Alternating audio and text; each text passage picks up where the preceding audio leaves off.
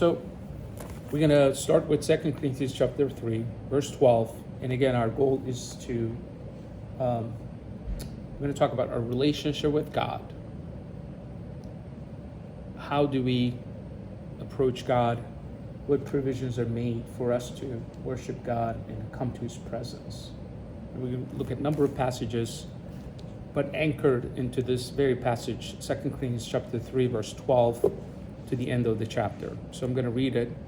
It says, since we have such a hope, we are very bold, not like Moses, who put a veil over his face so that the Israelites might not see the end of the fading splendor, but their minds were hardened. For to this day, when they read the Old Covenant, that some veil remains unlifted, because only through Christ is it taken away. Yes, to this day, whenever Moses read, a veil lies over their minds. But when a man turns to the Lord, the veil is removed. Now the Lord is the Spirit. Where the Spirit of the Lord is, there is freedom. And we all, with unveiled face, beholding the glory of the Lord, are being changed into his likeness, from one degree of glory to another. For this comes from the Lord, who is the Spirit. So this is going to be our anchor passage. We're going to try to enlighten what Paul is writing to the Corinthian church. And then we're going to use other passages to kind of supplement this. And our goal is to talk about our relationship with God, how do we approach him, and what provisions are made so that we can be here in front of him, so that we don't take it lightly in our understanding of how we approach him. So I love some of the things. Let's look at some of the languages, verse 12 onwards. Since we have such a hope, we are very bold, not like Moses, who put a veil over his face so that the Israelites might not see the end of the fading splendor. So it's referring to the Old Testament. Moses used to go up to the mountain to see God, and then his face will shine when he will come down from the mountain. Why? Why would his face shine when he came down from the mountain? He was spending time with God, and since he was in the presence of God, God's glory was transferring onto Moses. And when he came down, the Israelites couldn't look at Moses' face. So Moses will cover his face with a veil, and this kind of whatever was happening will fade away, according to Paul's letter. So that brightness or glory will start to fade away.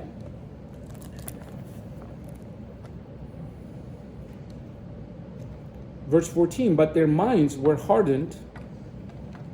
For to this day, when they read the Old Covenant, Old Testament, that same veil remains unlifted, because only through Christ that is taken away.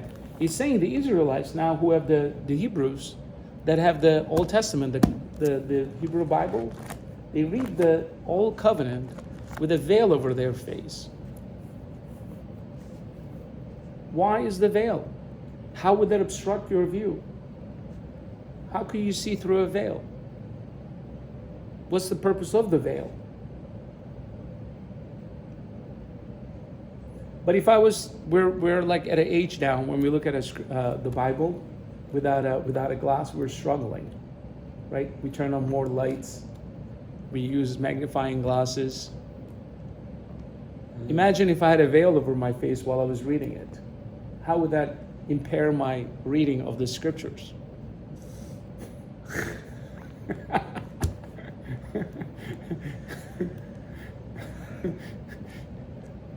He's laughing because it will impair my reading.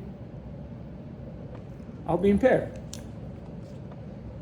We're already struggling, and if I had a veil to cover my face when I was reading it, I'll be impaired. He's saying that the Jews have a veil over their face. Their reading is impaired.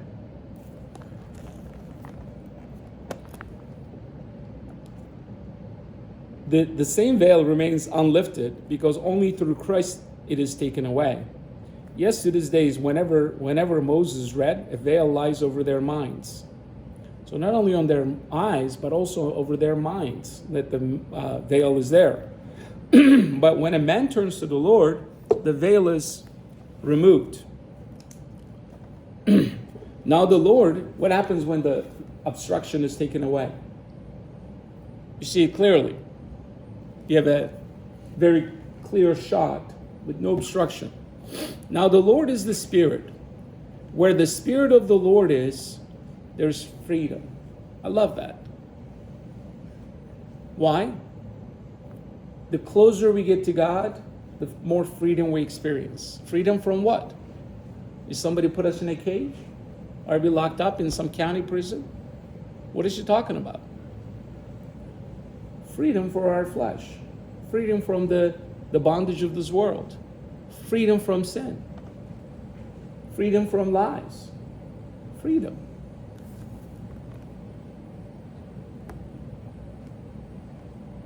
Now the Lord is a spirit. Where the Spirit of the Lord is, there's freedom. And we all, with unveiled face, are reflecting the glory of the Lord.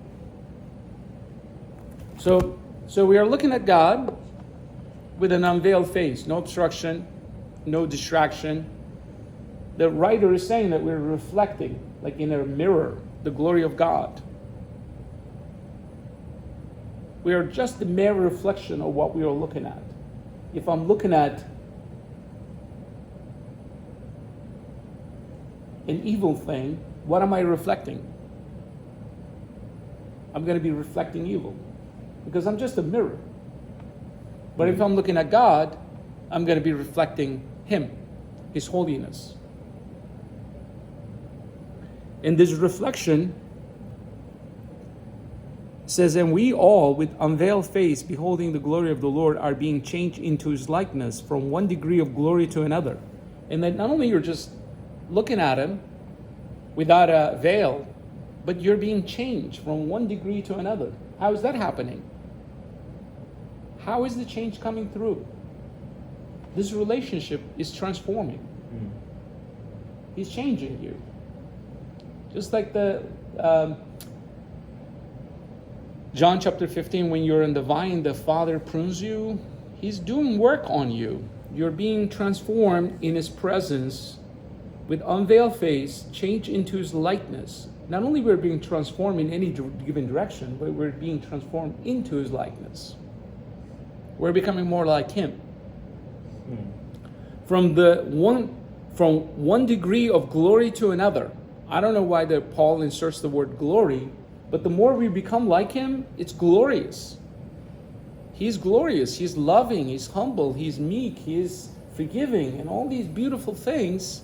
Now we are starting to generate those fruits because of our proximity to the Father and no veil in front of us. For this comes from the Lord, who is the Spirit. So how is it happening? It's coming from the Father. So that is our anchor passage. We're going to talk about a couple other passages that kind of explain what provisions had to be made so that we can have this relationship, because it wasn't available to humanity always. So we're going to look at a passage, if you can turn over.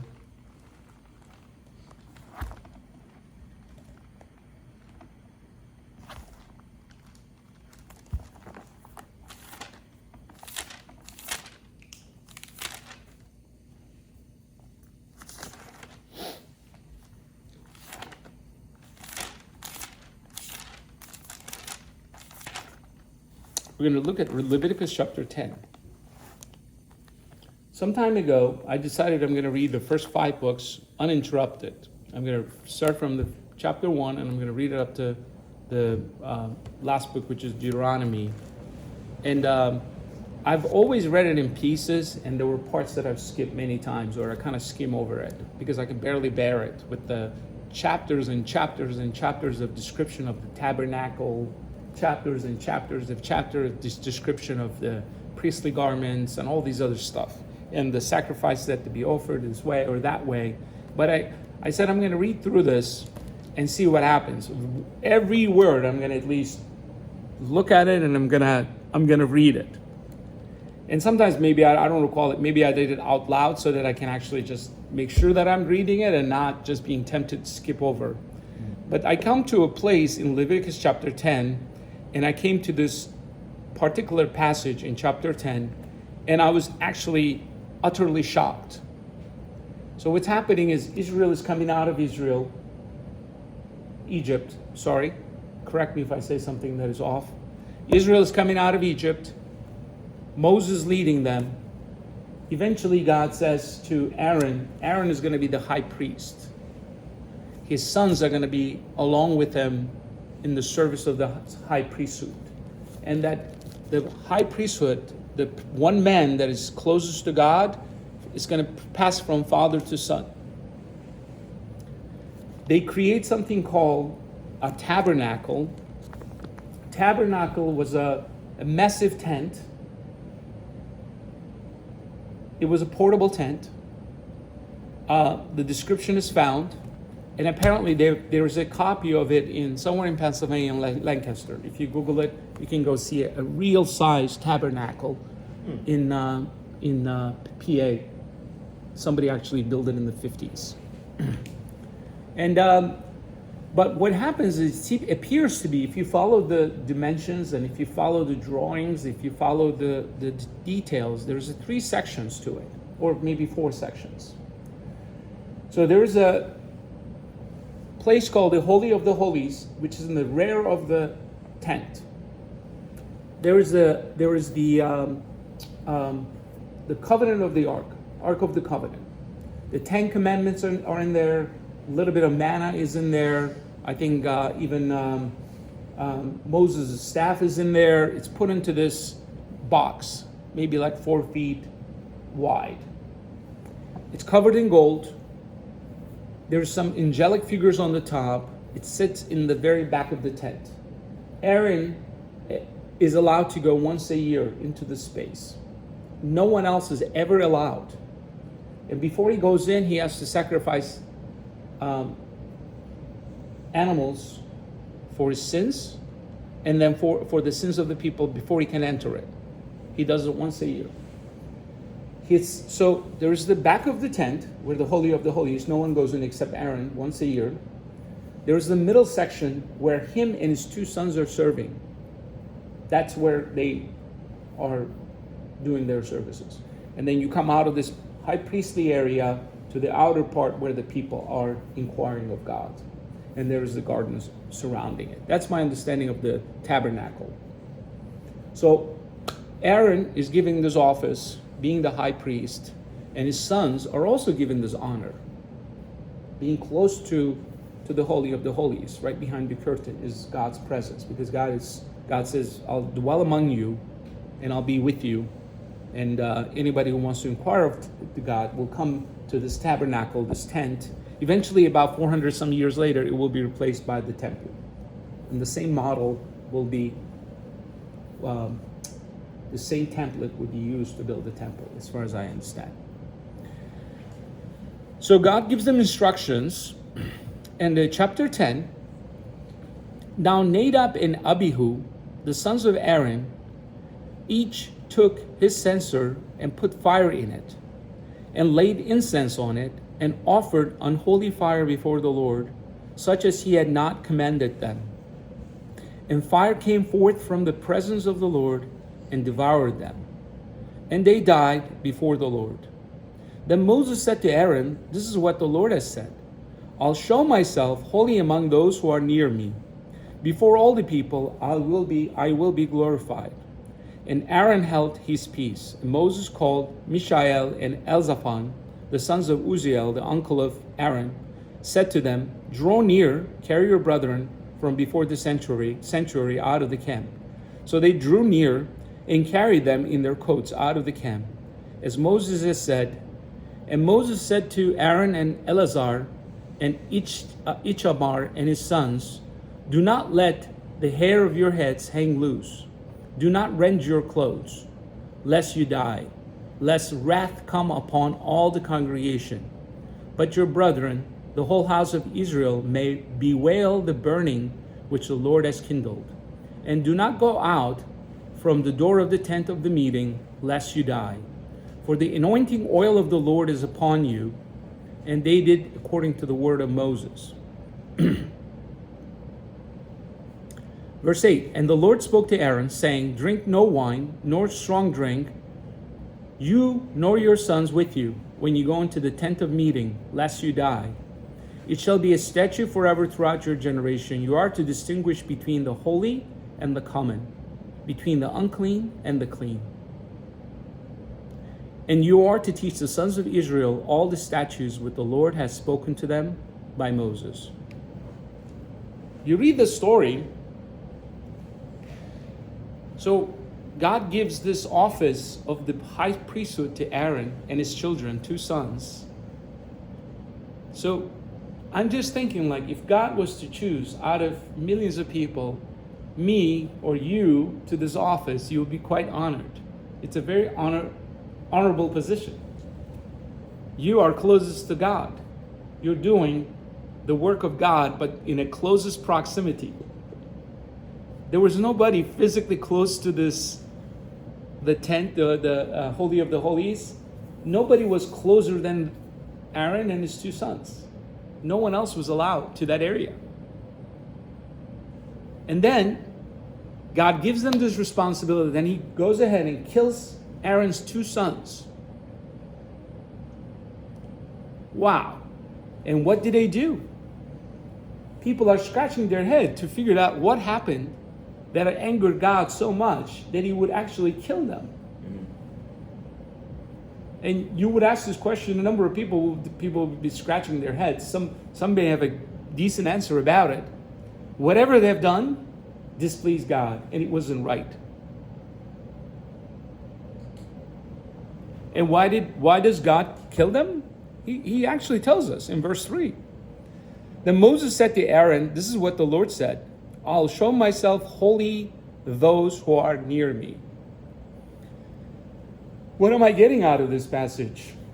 This God is holy, and if I approach him as unholy, he will kill me. That's what I get. I will die if I approach this holy God. What does that mean? He does not tolerate wickedness. He does not tolerate impurity. He doesn't tolerate injustice. He just doesn't. He's holy, and if you're going to come into his presence and you're unholy, he will kill you. He just kills this fellow's 2 sons. Sometimes you don't think about a death in your family, but I can. When your son is dead, and God did it in this case, right? It's clear to Aaron. Moses tells Aaron, and the remaining, Aaron has 4 sons. 2 were in the service of the Lord, and 2 were too young. They're told, the Aaron's family, immediate family, is told not to mourn. It says, do not let your hang loose, and do not tear your clothes. Why? Why would they do these things typically? Because they were weeping and wailing. The Israel out there is allowed to weep and wail, but you, Aaron, and your son, your immediate family, are not to wail or mourn. Why? Because you're not to accuse me of doing wrong. God is saying, I am blameless. You sinned, and this is what happened to you. So you don't deserve to wail for your sons. It's very powerful if you think about it. Moses tells them that. So Moses gets it. Look what Moses says.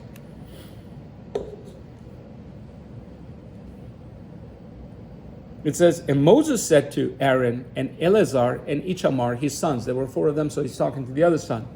Do not let your hair of your heads hang loose. Do not rend your clothes, lest you die, lest wrath come upon all the congregation. But your brother and the whole house of Israel may bewail the burning which the Lord has kindled. So they're not even allowed to mourn. He's righteous. the sons were unrighteous. They did something that they should not have done, and God killed them. That's terrifying. Think about it. You're dealing with a God that is terrifying, terrifyingly holy, that you cannot stand in front of him. So, in 1 Samuel chapter 6:19,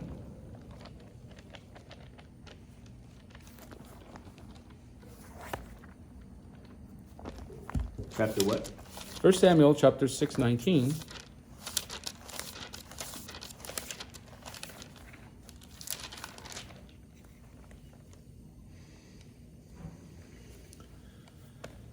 So what's happening in here, let me just recap what's happening.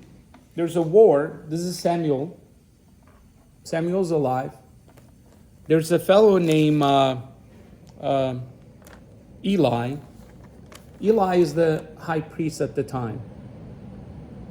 Eli has two sons. So there's a war between Philistines and Israel, and his two sons, they're losing. Israel is losing. So Eli's two sons, who are not righteous, take the Ark of the Covenant and go with the military, the army of Israel, saying, if we have God with us, we can beat them. So they're putting their faith in the Ark of the Covenant. But Israel, or these two sons, are wicked.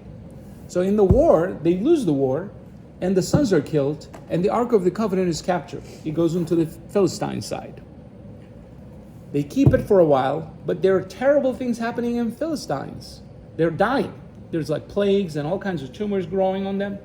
They say like, hey man, this is probably from the hand of this ark. Why don't we send it back to Israel? Because otherwise it's going to destroy us. If you read it in the previous chapter, you would hear it. So they put in a mule. They send it back to Israel.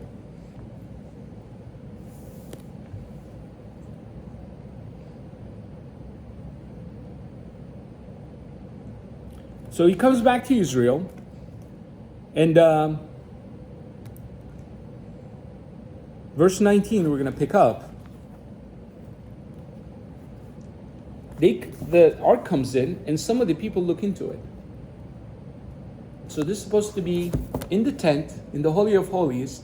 They have removed it. They send it to war.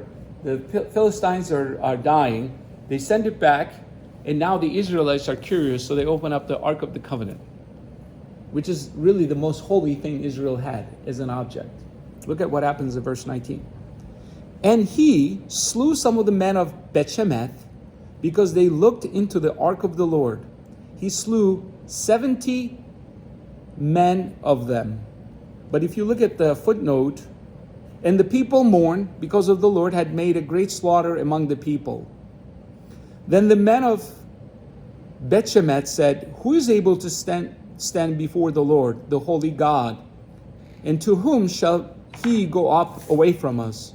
So they send messengers to the inhabitants of Kriyat Jearim, saying, the Philistines have returned the ark of the Lord. Come down and take it up to you. If somebody actually go over there, read the number of men that died, verse 19. Can somebody read it out loud? Anybody? Sorry. Another translation. Yes. Verse 19, you said? Yes. Then he struck the men of Beth-Shemesh because they had looked into the ark of the Lord. He struck 50,070 men. Yes. It says it on my footnote that it was 50,070. But in the text it says what? No, it says like some of the script says 70 men. Some of them it says in the footnote. Some of the other translations or the copies have, it says the Hebrew 70 men, 50,000 men. So it's 50,000 plus 70. Because they look into the Ark of the Covenant, there's 50-some thousand people dying because of it. And what are they saying? Verse 20, then the men of Beth-Shemesh said, who is able to stand before the Lord, this holy God? God is holy. They're disregarding his holiness, and God is punishing them. If you get close to God and you're unholy, he will strike you. At least it appears. There's another incident, and when David, the king, bring the Ark of the Covenant. And in this story, the Ark of the Covenant is on an animal, a cart, and it starts to stumble, and the cart is about to fall. 2 men put their hands, God strikes them. There's several instances where God actually strikes people who get close to him. What's the lesson? He's a holy God. You approach him, you're unholy, your hands are unclean, he will strike you. When I read this, I thought to myself, man, who wants to be close to God? If this is so, I'm unholy. My hands are unholy. My hands are unclean. How do I approach this holy God?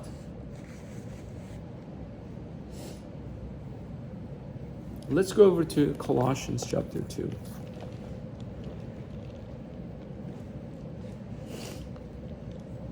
I was myself frightened. Who is able to get close to God if this is God's nature?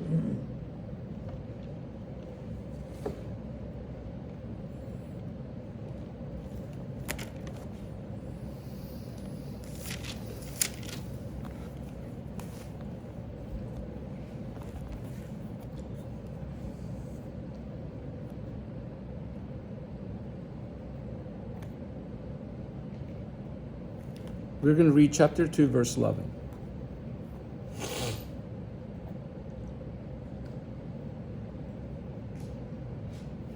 It says in second Colossians chapter 2, verse 11, it says, in him also you were circumcised with a circumcision made without hands, by putting off the body of flesh in the circumcision of Christ, buried with him in baptism, in which you were also raised with him through faith in the working of God, who raised him from the dead. And you who were dead in trespasses and the uncircumcision of your flesh, God made alive together with him, having forgiven us all our trespasses, having canceled the bond which stood against us with its legal demands. This he set aside, nailing it to the cross. He disarmed the principalities and the powers and made a public example of them, triumphing over them in him. So, if I'm thinking this as a man that reads the Bible, who can get close to God? If this is his nature, he kills anyone that gets close to him is that unholy, in sin. What chance do I have? We got a problem. And Israel had the full wrath of God. None of the people that left Egypt, except 2, entered the Holy Land. Except Caleb and Joshua. They could not. All the 600,000 men could not enter the promised land after they left Egypt. That was Colossians chapter 2. What verse? We just read Colossians chapter 2, verse 11 till 15. Thank you. Sorry. All the Deuteronomy, the 5th book, as I was closing the book, as I was coming to the end of my 5 books of Moses reading, which took me a couple of months to go through, talks about the curses and the blessing. Israel were cursed. Their temple were destroyed. They're without a temple today. They were utterly punished for their sins. What chance do we have? This wasn't just a theory. It was what happened to them. God is holy. You come to his presence as unholy, he will strike you dead. He cannot tolerate your presence. So, we have a problem. So, where is the solution? Solution is in Colossians chapter 2. I was thinking, like, if I was to take 8.5 by 11 paper, going back to my youth, and if I start to list, as best as I can remember, all of my sins, how long it will last. All of my sins. I'm 52 years old now. If I was to just, as much as I recall, just recall the events and things like the stamps that I stole from my cousins, the lies that I've I have lied, many times that I've lied, or the things that I stole from stores, or all the sexual perversions from my youth. If I was to, and all the other unkind words, jealousy, all kinds of evil that I can go on, and if I was to write, how long would it take? And how many times? I was just thinking, like, if I was to write it, how long would it take? Literally. So if I was the son of a judge, my father was a judge, imagine this scenario. He goes to the court every single day and puts people to prison for different crimes. The guy that steals, sends him to prison, or punishes him. The guy that commits another breaks the law, he sends him to, punishes him. Every single day. That's what judges do, right? People come in front of him. Prosecutor comes, accuses them, and therefore the judge says, okay, I'm convinced that this crime has taken place. This is the penalty for it. Comes back home, and he finds his son doing the same very thing that he punishes those people day in, day out. What is this judge supposed to do? If I was living with a father who was a judge, what does he supposed to do? Do I get a pass because I'm the son of the judge? Or does he inflict the same things that everybody else is getting inflicted? That by his hand. By his hand. Does he inflict the same very things that he inflicts to everybody else that comes into his court? If he didn't, you would think like, man, what a hypocrite. What a hypocrite. If somebody knew about it, that his son was just as a perverted criminal, and his father, who knows about it, didn't do anything about it, but then went around and did it to everybody else, you would think like, something is wrong here. What is wrong? Not with the son. Son is just a trespasser, right? He's committing. It's the father who's sitting on the court every day. Something is wrong with him and his justice. You wouldn't have it right if you knew about it. The judges they're like held to a higher standard. I remember there was an incident about 10 or 15 years ago. Some judge in D.C. sent his pens to a dry cleaner. And as you guys know, I was in the dry cleaning business, I heard it. The pens disappear or gets damaged. So it goes to this poor immigrant who owns the dry cleaner. And the poor immigrant says, look, we can compensate you up to this amount. This is how much we make on these things. Judge is not happy. Judge uses all of his resources to take this poor man to court. At some point, it costs literally, I heard, either $100,000 or $200,000 to the poor immigrant to defend himself. It goes out of control. You know what they did to the judge that pursued all the legal means to get him there? They disbarred him. He was not fit to be a judge anymore. They disqualified him. They took his law license, the attorney license, he was disqualified. He was using the court's means in the legal system to harass this poor man. It was just a pair of pens. Right. But it shows that, like, if a regular citizen did it, they wouldn't dismiss him from anything. But because a judge did it, he was held to a higher standard. Because he's supposed to be sitting on the bench. The bench has its honor. So, how does this connect to our God? Our God is a judge. He has to defend the honor of the seat. He is the judge of judges. There's no imperfection, no impurity. There's no injustice. There's no partiality with him. There's nothing. There's no unkindness. There's no unforgiving. He is pure. He's almighty. He can't tolerate your wickedness if you approach him. So what does he do? First, the Colossians chapter 2, he talks about how when we are baptized, we're being baptized into Jesus' death, burial, and resurrection. We're being hung on the cross with Jesus, basically. We're dying and coming back to new life. So what does Jesus do? Take my pages of transgressions, he nails it to the cross, climbs up onto the cross, and he himself hangs there for me. And guess what was the last words of Jesus when he was on the cross? Forgive them, for they don't know what they do. It's finished. It's completed. It's finished is the last words. The last sin is paid.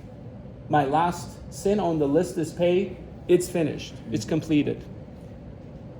It is satisfied. Jesus is satisfying my sins. Therefore, the judgment that it is due, the punishment that I deserve, is satisfied on the cross.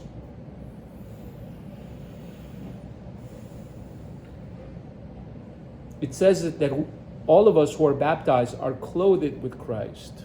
When we participate in this death, burial, and resurrection and circumcision by Jesus, we're being clothed with Jesus.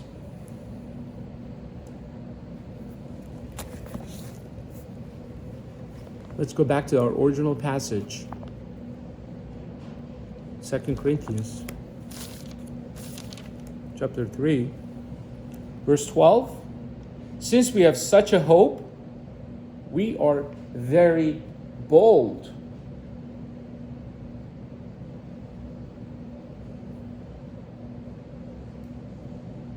Not like Moses, who put a veil over his face so that the Israelites might not see the end of the fading splendor. Only through Christ the veil is taken away. Verse 16, when the man turns to the Lord, the veil is removed.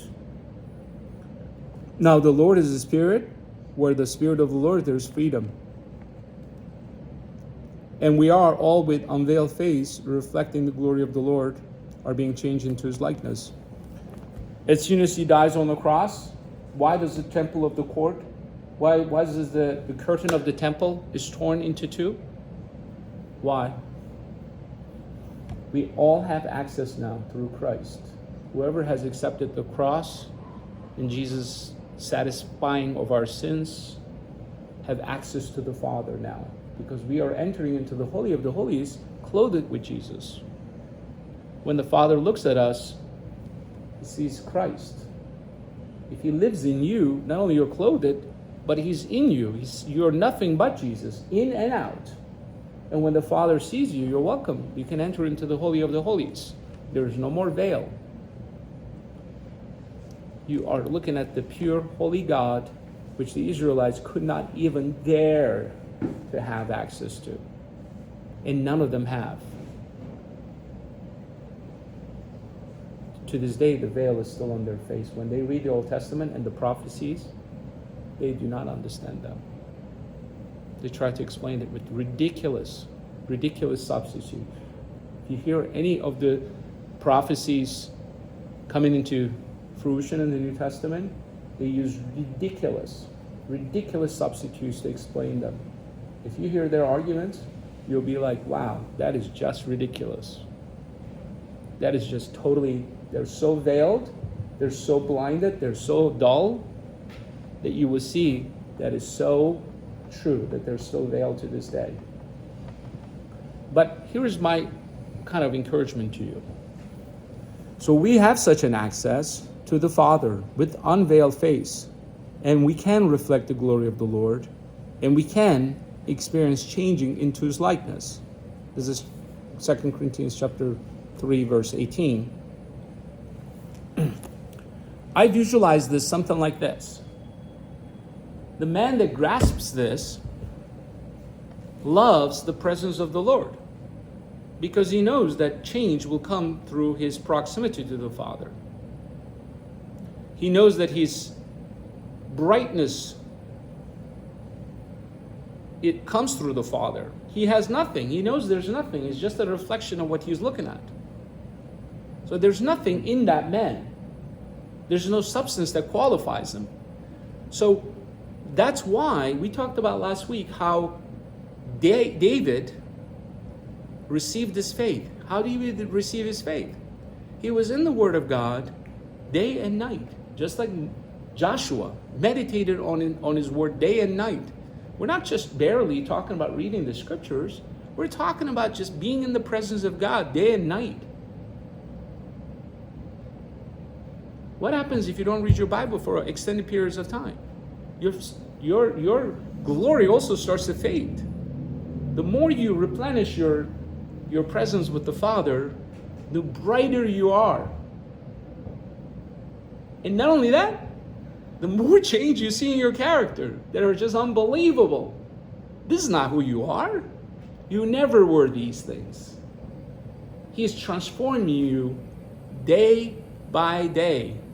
Day and night, you're being transformed into his likeness. From one degree of glory to another. You start to be a man that you're not. So you start to experience his glory and you're reflecting that glory to others. I pity the man that don't take advantage of this. Look at how much provision had to be made for you to stand before God this close, without fear, with boldness. And only a few will really get the benefit of it. Only a few will understand what Jesus has done. Therefore, they have confidence to enter the Holy of the Holies, come to the presence of this holy God. That is terrifying, will kill you, because you're so unholy and unclean.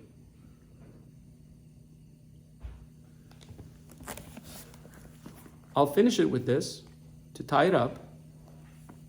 And Java has been kind of talking about it, so it's in my memory. When Mary and Martha is visited by Jesus, Jesus says something. So this is Luke chapter 10, verse 38. I'm going to read this in closing.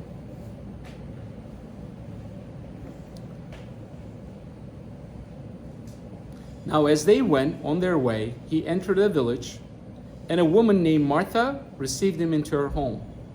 She had a sister called Mary, who sat at the Lord's feet and listened to his teaching, but Martha was distracted with much serving.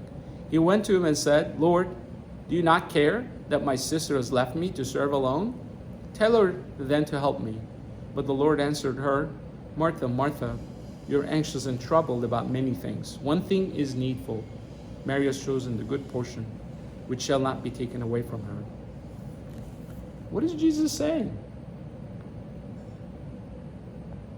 Martha, Martha, you're anxious and troubled about many things. One thing is necessary. One thing is necessary. And Mary has chosen that. Are you choosing what Mary has chosen? Do you really think there's any other way? That unless you're standing in front of the God, of the Almighty Father day and night, that there's any other way to change and experience freedom? And it's one degree to another, so you're not going to be a finished product tomorrow. That's not the point. But it's one degree to another. And as he is perfect, guess what's going to happen? We're going to be transformed into his presence, to his perfectness. Are we going to ever be perfect? I don't know. I've never met any man. So, but yet, I don't know if people grasp this concept very clearly anyway.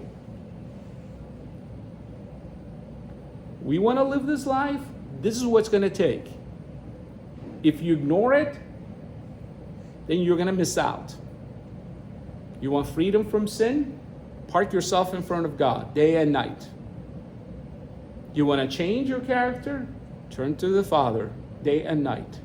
Sit across from him day and night. One thing is needed.